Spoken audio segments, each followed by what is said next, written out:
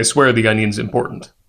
Now, if you'll recall, in the last video that I made, I used a book to hold up the microphone onto while I was... Somebody in the comments had the great idea that I should use a different book every time around, and I said I had a really funny idea to fulfill that, and I'm nothing if not a man of my word.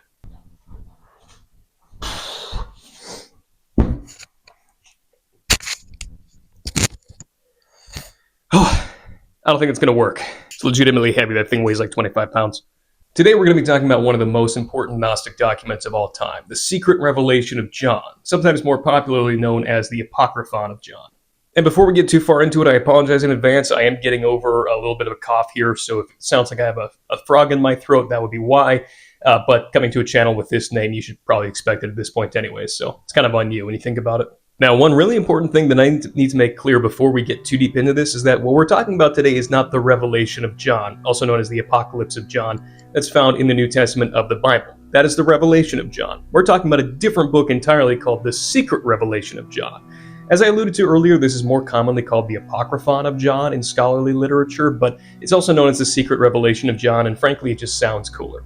It's actually a really interesting point to bring up the Revelation of John in the Bible compared to the Secret Revelation of John found in Gnostic literature, because the two of them really can't be much more different from each other. The Apocalypse of John in the New Testament, the book of Revelation, is a series of visions that John receives from Jesus about the end times and the eschaton and the culmination of all ages, whereas the Secret Revelation of John is a secret discourse given by Jesus to the Apostle John about the nature of reality and the origins of humankind, with some reference to the end times, but really not a whole lot going on there. So, although they're both called the Revelation to John, it's unclear if either one of them was aware of the other, but we'll talk about that more in a second here. So we're not talking about the Revelation of John found in the New Testament, but don't worry, this book is somehow more confusing than that one.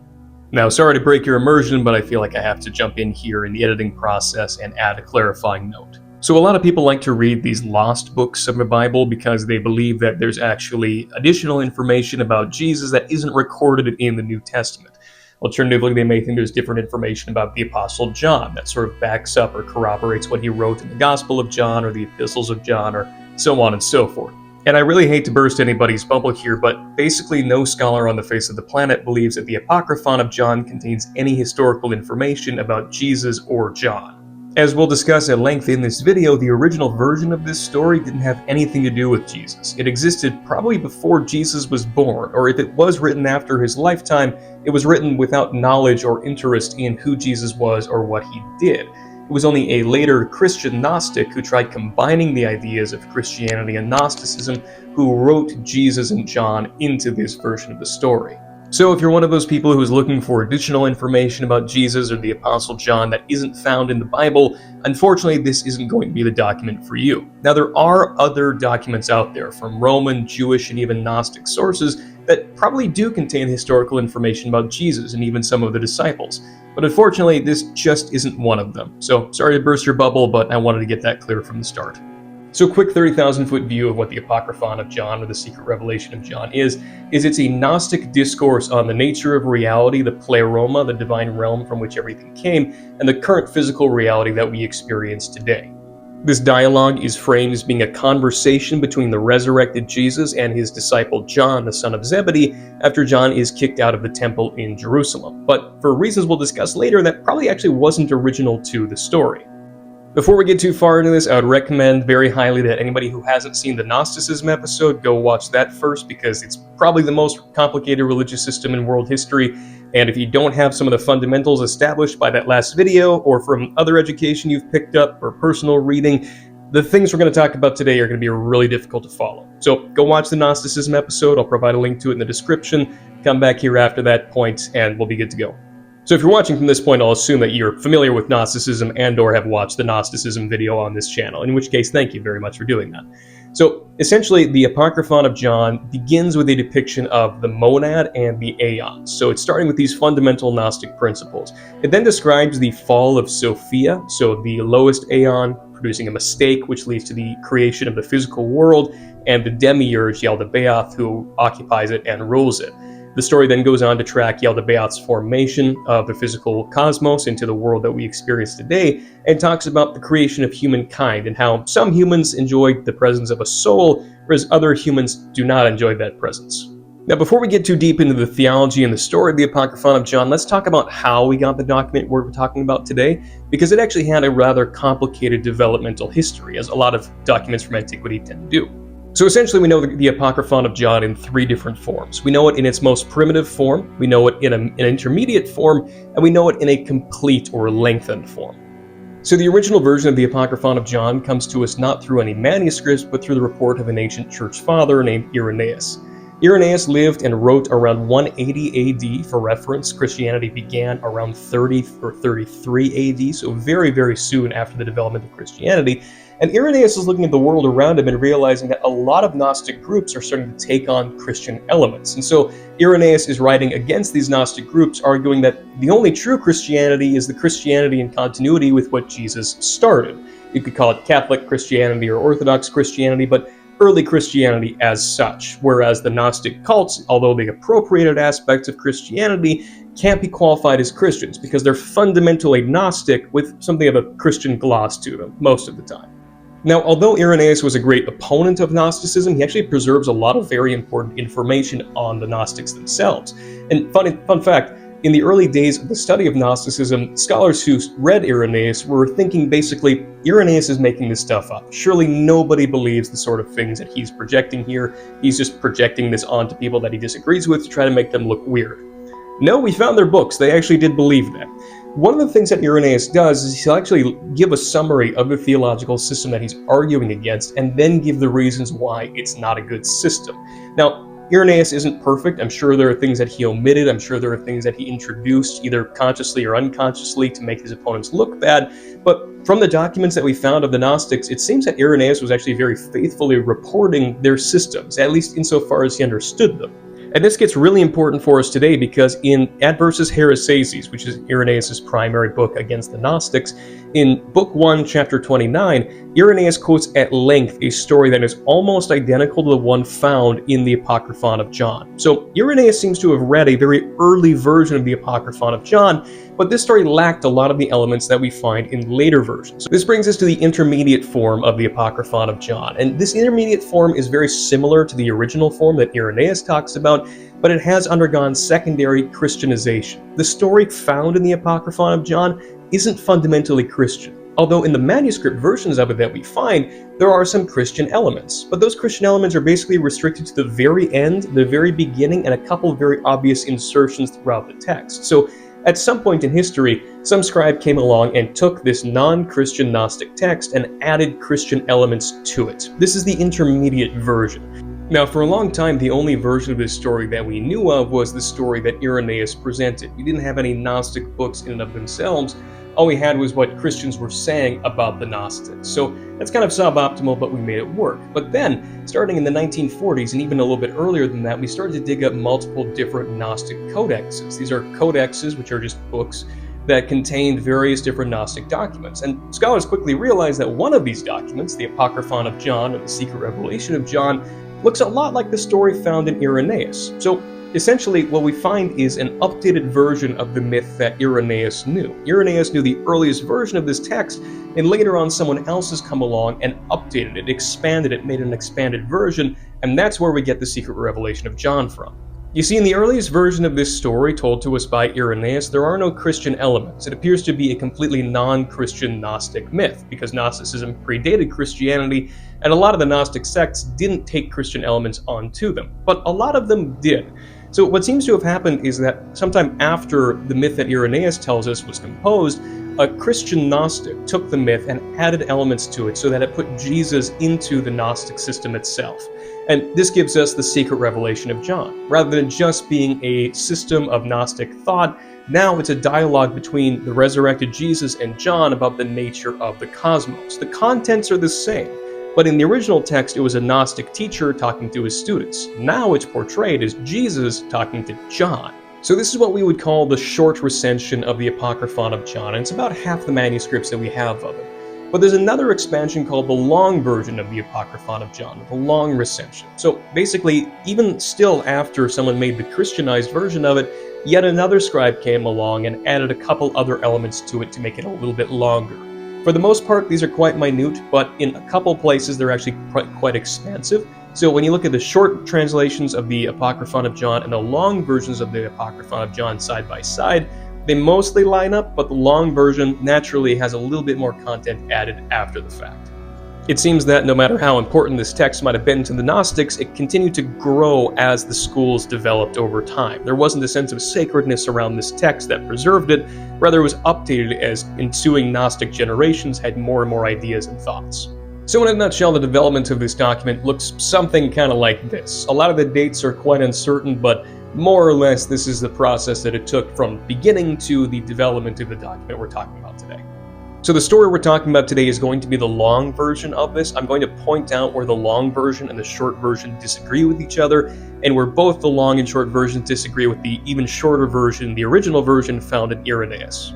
So we're going to start off with the prologue of the Apocryphon of John, and the prologue itself is absent in the original source of the myth. So the prologue is entirely Christian, and thus it came about when that scribe made the Christian additions to the Apocryphon of John, so the second stage of the document's development.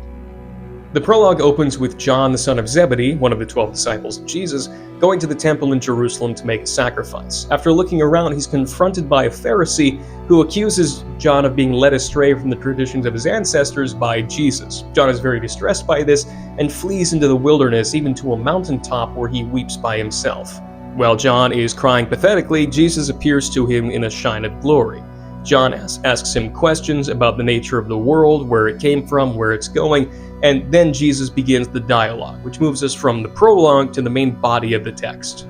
I should note that when Jesus appears to John here, this is actually an example of what's called polymorphic Christology. So when John sees Jesus, first he sees a little child, and then he sees an old man, and then he sees the form of Jesus himself. And all three are apparently the same person, but he's perceiving them as separate forms somehow.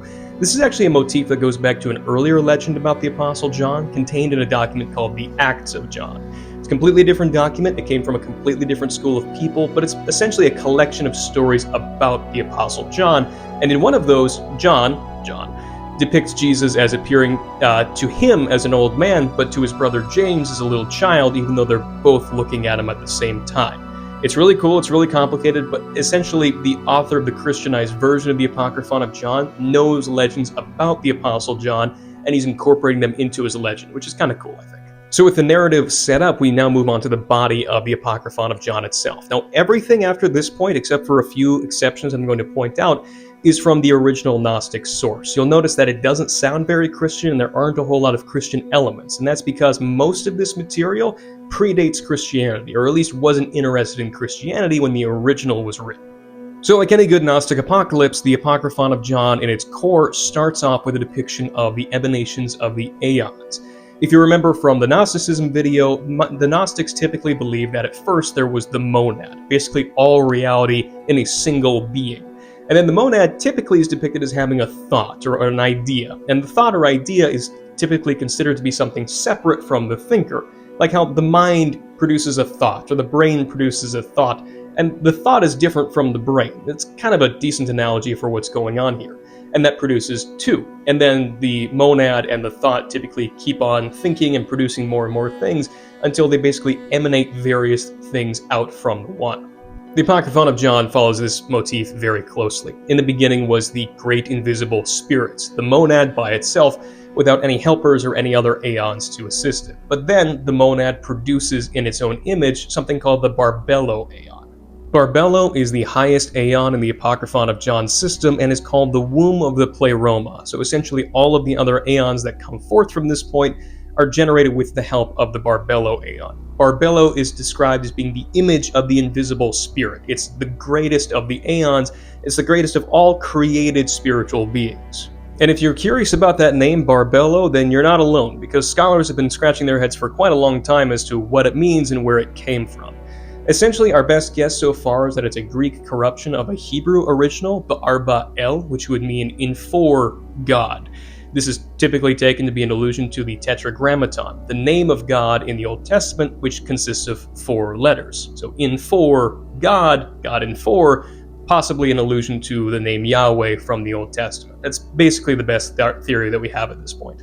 Now, once the invisible spirit generates the Barbello aeon, Barbello requests from the one a couple of other aeons to be produced within it. And so Barbelo produces another aeon, and then another one, and then another one, and then another one, until there's 4 aeons contained within Barbelo. The idea seems to be in the Apocryphon of John that these 4 aeons are actually extensions of the Barbelo itself, rather than additional independent thoughts or intelligences. They seem to have personalities of themselves, but again, it goes back to the metaphor of the body. The emanations of aeons in Gnostic systems are very often treated like the limbs of a body. It's sort of like I can talk about my arm as though it's a separate thing. It has something of its own personality. I can portray it that way. But at the end of the day, it's just an extension of myself. It has its own form, it has its own functions, it has its own personality in a sense, but it's just an extension of myself. So the 4 aeons that come from Barbelo are often treated as though they're just the extensions of the Barbelo itself. But the Barbelo is typically treated as distinct from the Great Invisible Spirit. There's a distance between the two of them that isn't enjoyed by the other aeons and the Barbelo. And this is where the onion comes into play. I told you it was going to be important later. So essentially, in the first Gnosticism video I made, I put up some pictures of how I imagined the Gnostic imagination to work. And in those pictures, I had the monad at the middle, and I had the various aeons emanating out from the monad. And in some sense, that makes sense, but I think I was actually going about it from the other way around. So rather than starting off small and emanating larger and larger circles, I think, at least in the Apocryphon of John, their imagination is more like an onion, with Barbelo being the biggest circle on the outside, and various layers of aeons working their way inwards like an onion. Vegans, look away now. So just like an onion has a variety of layers, so too are the various emanations of the Barbelo aeon extensions of the Barbelo aeon itself, as the Barbelo is getting more and more defined on its various attributes.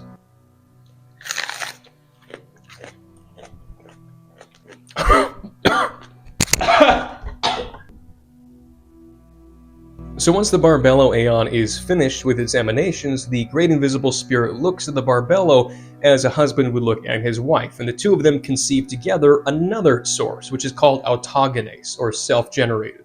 The autogenes is produced by the Barbelo aeon, and the Great Invisible Spirit is so happy with it that it itself anoints the autogenes aeon with perfection, so that it becomes its own perfected thing. And so we have now the Great Invisible Spirit, we have the Barbelo aeon, and we have the autogenes aeon. Autogenes requests from the Great Invisible Spirit an emanation of intellect, and it's given to him. Then the intellect aeon requests the production of the will aeon, and the will aeon is added to him. And then the will aeon asks for the word aeon, and the word aeon is added to him as well. And so we have 4 emanations in the autogenes aeon and 5 emanations in the Barbelo aeon. Now, unfortunately, it's really difficult to ascertain where in the Gnostic imagination the Barbelo aeon and the autogenes aeon were in relationship to each other.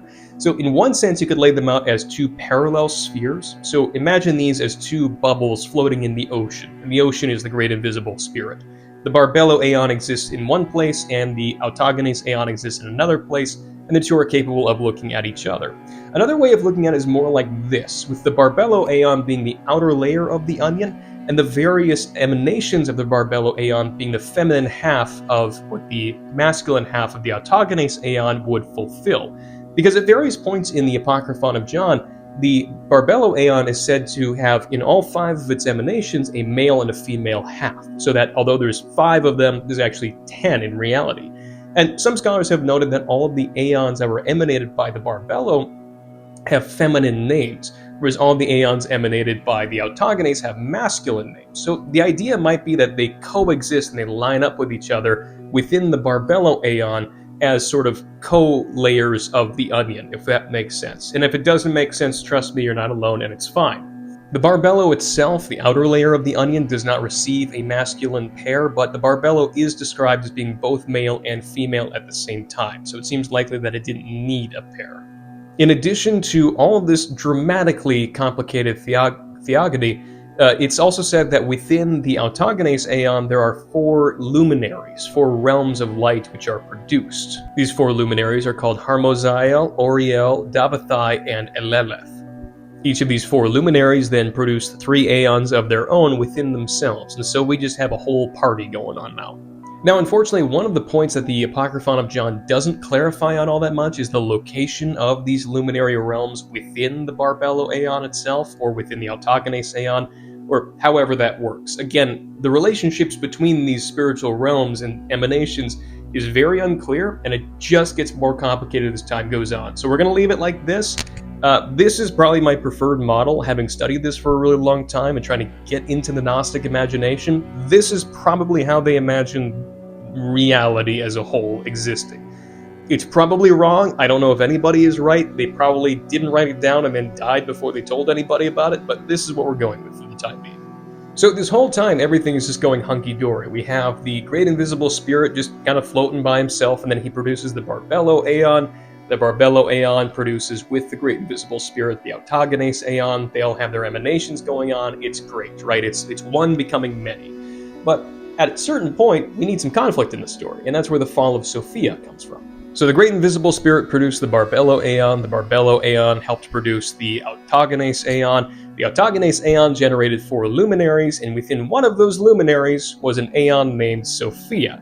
And Sophia had a great idea. She wanted to produce another set of Aeons. Hey, it's great, right? The problem is she tried doing this alone. Ordinarily, when Aeons reproduce, they need a male and a female pair, and they also need the permission of the Great Invisible Spirit, the one that kicked this whole thing off. But unfortunately, Sophia didn't stop to get permission from either of them. She tried to be like the Great Invisible Spirit and produce something exclusively out of herself.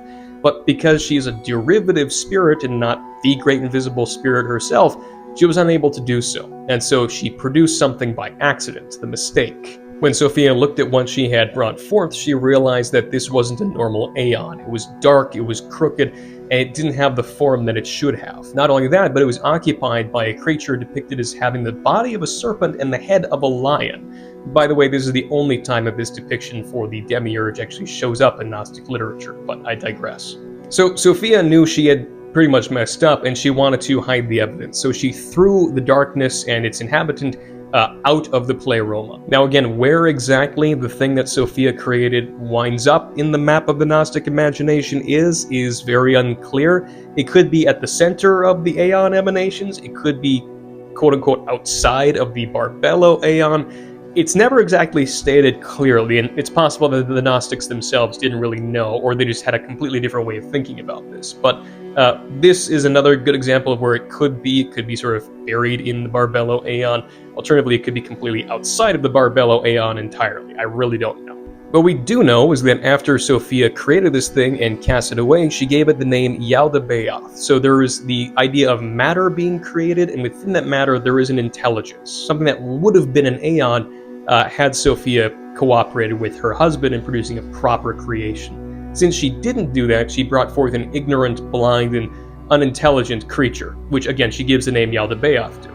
Now, crooked and imperfect though he was, Yaldabaoth was still the product of an Aeon, and so he retained some semblance of intelligence and some semblance of creative power. And so he looked around himself at all the dark material that he was born into, fire and air and water and earth, all mixed together, all congealed in this stuff, this chaos.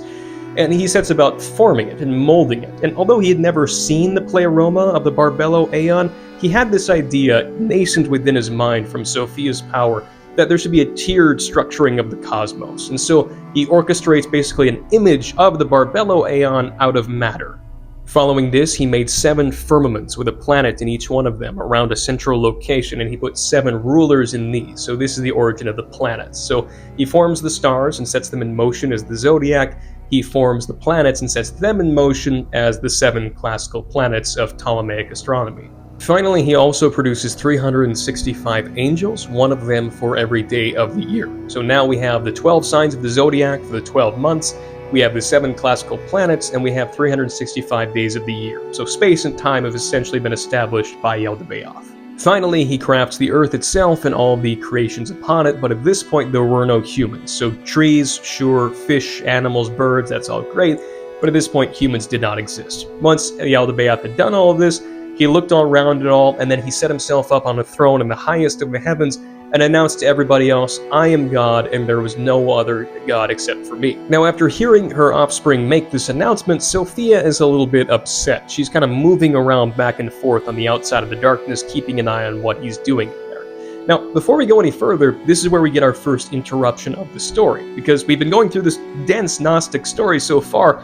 But at this point, John interrupts Jesus. This is a Christian modification to the earlier Gnostic story that isn't found in the earliest version. John essentially asks Jesus what it means that the Spirit was moving back and forth out on the outside of the water.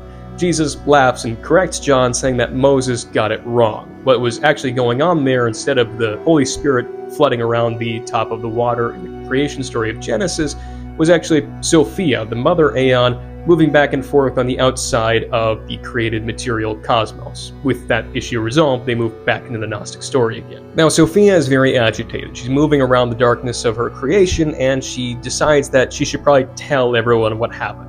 So she goes to her husband, and she goes before the great invisible spirit himself, and she repents for what she did and tells him about this imperfect creation that she's accidentally brought forth. Now, fortunately for Sophia, both her husband and the great invisible spirit, the thing that kicked the whole of existence off in the first place, are both very merciful and lenient, and they decide to work together with her to resolve this situation. The great invisible spirit establishes an intermediate space between the Barbello Aeon and the created world of Yaldabaoth for Sophia to inhabit while she goes about fixing the problem that she started. This is a great example of ancient astronomy coming in clutch again, because the ancients believed in 7 classical clear firmaments orbiting around the Earth, each one of them containing a planet. On the outside of these was the circle of fixed stars, another dark firmament with all the stars embedded in it, which orbits around the Earth. But the ancients further believed in a primum mobile, a 9th sphere, which exists beyond all of these and basically operates to move in such a way that it imparts motion upon the other sphere. So the movement of the primum mobile, of this 9th circle, is what lets the other 8 circles move by derivative power. And so this was an assumption of the ancients, and it's in this 9th circle that they seat the Sophia Aeon. Now remember, Yaldabaoth has announced to his creation that he's God and that there are no other gods above him, because he's ignorant of the existence of the Aeons and even of his mother. But at this point, Sophia breaks the news to him by intruding upon his creation and announcing that he's a liar and that there is a god higher than him. Yaldabaoth and his creations look up, and the Barbello Aeon itself, the womb of eternity as it's called, reveals itself to Yaldabaoth, and the material creation that Yaldabaoth has produced shakes with fear. Having been shocked and awed by the appearance of Barbello, Yaldabaoth and his archons decide that they want to produce something in the image of Barbello. And so they set about creating in spiritual form the first human being, Adam. Now it gets kind of confusing at this point what form they made Adam in, because first of all, they made him in the image of the Barbello Aeon, which doesn't seem to be anthropomorphic. On top of that, in a later section of the story, which we'll get to in a second here, it says that they then give Adam a physical body. So it seems that at this point he doesn't have a physical body yet. And yet, at the same time, when the archons go about creating Adam, they give him hair and bones and skin and things of that nature. So it's sort of hard to say what exactly is going on here. It may be imagined that they're producing a sort of spiritual Adam, that's to say, sort of an Adam made out of ectoplasm, the spiritual stuff, but he isn't quite physical yet, but he still has a visible form that can be seen. The text doesn't tell us exactly what they're thinking here, so we'll just have to assume that. It could also be that they simply created Adam as a soul, which was sometimes imagined to be spherical, similar to Barbello. Now, again, the text does say that they go on to give him hair, and they go on to give him skin and teeth and things of that nature, but that part of the text is actually absent from the short version of the Christianized text. Again, this is the system we're looking at here. That part of the story where they're giving him his various body parts doesn't occur in anything except the lattermost part of the text, so it could have been a later addition from another time. Now, when Yaldabaoth and the archons finished producing Adam, he was great. It was the image of Barbello, but he couldn't really do a whole lot. He was just sort of inert, not doing much.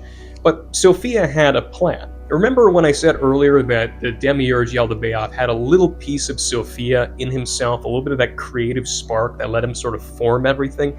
Well, that's what Sophia's mission is. She's trying to get that spark from the Pleroma back into the Barbello Aeon. That's her mission. That's what's going to redeem her and allow her to return to her home from her intermediate position.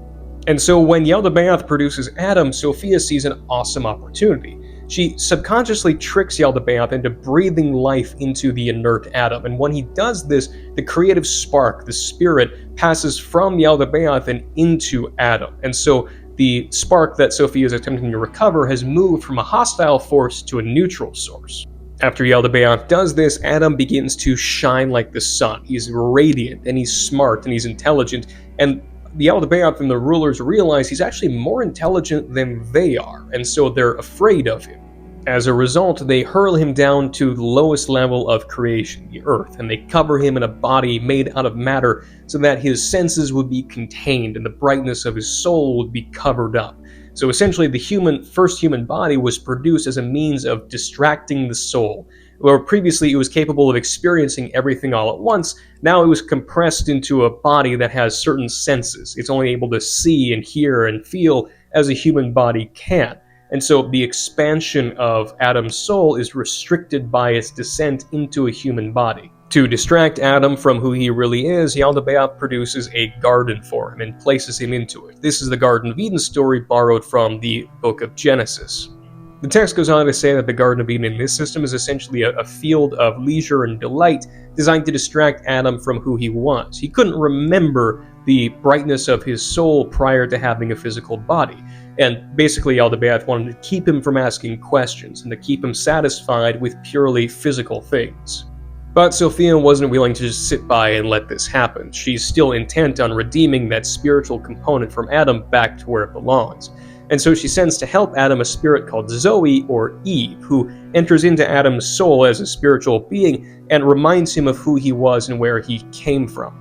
Now, Yaldabaoth and the Archons realize this, and they're not happy about it. They set about putting Adam into a deep sleep, and they try to pull Eve, the spirit, out from Adam again. Now, Yaldabaoth was only partially successful in doing this, but he did get a part of Eve's spirit ripped out of Adam and formed a physical body out of matter in female shape and inserted the Eve spirit into it. And like Adam, Eve became dull and forgot where she came from. And so now Adam and Eve were both forgetful and didn't know from whence they had come. And so Yaldabaoth kicks them out of the Garden of Sensual Delights and sets them to wander about the earth. Now at this point, Adam and Eve are husband and wife, and they eventually produce the offspring Seth. Seth inherits the spark of light from Adam and Eve.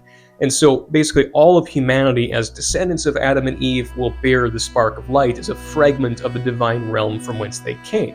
At least almost all of humanity. Because Yaldabaoth saw Adam and Eve sleep together and produce an offspring, and he decided that he was going to do the same thing. So he abducts Eve, has his way with her, and then she gives birth to another child who does not have the fragment of the divine spark, because it's just the offspring of Yaldabaoth. And so this is given to explain that there are two different types of people in the world in the Gnostic view. There are people who are descendants of Adam and Eve and of Seth who have the spark of the divine realm in them. Other people are descendants of Eve and Yaldabaoth and have counterfeit souls or counterfeit spirits. That is, they have the semblance of a soul, the appearance of a spirit, but when they die, they just kind of cease existing. There isn't any salvation for them. They don't get to go back to the Pleroma and live forever because they weren't from there.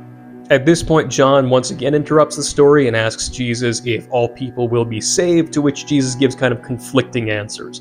Essentially, all Gnostics who have that spark of divinity within themselves and who realize it will be saved. Many of them will not come to knowledge and they won't realize what they are, and as a result, when they die, the spark will try to escape and go back to the Pleroma, but it'll get caught up in matter and will be reincarnated again. And that's going to happen over and over and over again until they finally wake up to realize they're part of the divine and can successfully escape.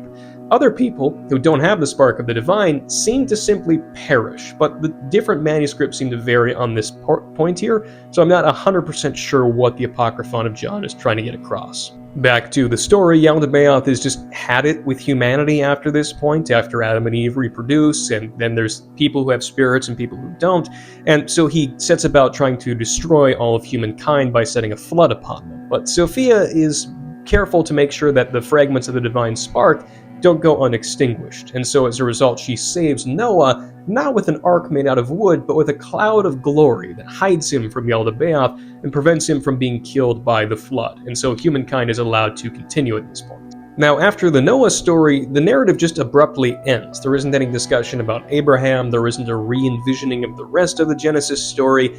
It just sort of stops. In the long version of the Apocryphon of John, again bringing up the chart here, that's this most recent version here, Jesus goes on another talk about how he is actually the incarnation of the Barbello Aeon, and he's come down with Sophia's help to save the people who have sparks of light within themselves by telling them about where they came from, making them Gnostics by giving them gnosis, knowledge, and allowing them to return from whence they came. Jesus then goes on a long poetic monologue about where he came from and what he is, and this monologue seems to actually be taken from another Gnostic document called the Trimorphic Protonoia, which doesn't seem to be related to the Apocryphon of John in general, but I thought I'd point that out because it's neat. The short version of the Apocryphon of John, again, that's the more complete Christianized version that wasn't secondarily expanded, does not have this poem, and so this is an addition by that later stage of redaction. But both Christianized versions end with Jesus telling John to write down everything that he told him today and to tell the other apostles. Jesus disappears, John writes it down, and goes on his way joyfully to tell the other disciples so that they can secretly convey the Gnostic truth along to their followers. And that's the Apocryphon of John. So, to summarize, the Apocryphon of John began its life cycle as a non-Christian Gnostic document. It contained the entire narrative from the emanations of the aeons all the way through Sophia's attempt at saving them with Adam and Eve and with the Noah story. But it lacked the Christian prologue, the Christian epilogue, and the Christian interruptions where John interrupts Jesus throughout the story. Later on, a Christian Gnostic made those additions of the prologue, the epilogue, and the insertions to Christianize the story and sort of update it for his own Christian perspective on Gnosticism.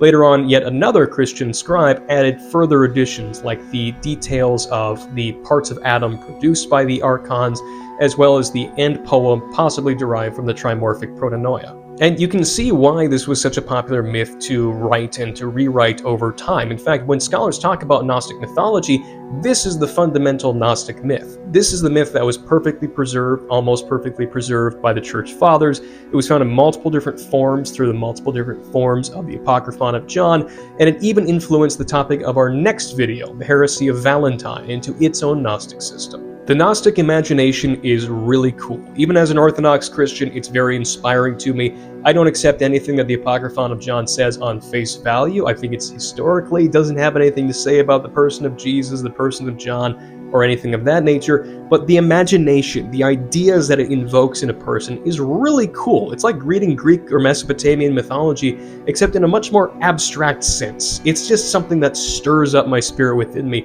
and makes me imagine things, I suppose. So it still has some benefit one way or another, at least for me. So I hope everybody enjoyed the Apocryphon of John. We've got a couple other videos on Gnosticism coming up before we shift directions again here.